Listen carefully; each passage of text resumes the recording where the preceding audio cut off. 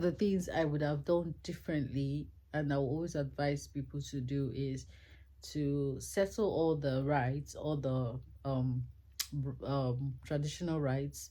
That is your bride price, all the things that they need to buy, like generally all the things that is on the list. So I think it's best you do it before the traditional wedding day proper.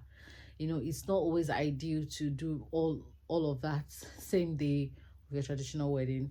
That takes a lot of time. There is a lot of bargaining here and there, like between the in-laws and the kinsmen. Negotiation, this one, they go back and forth, take it all day.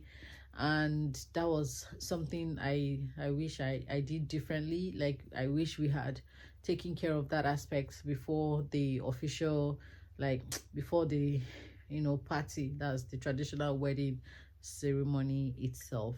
So because they were doing all of that back and forth, it was taking time. Up until 4, they were still like on and negotiating. And oh my god, I got really I remember my cousin once told me that that was likely going to happen, that it happens for a lot of people. So I just should prepare my mind, but I didn't know it was going to take that long. To think that my mom had already finished up with the women, it didn't even take up to an hour.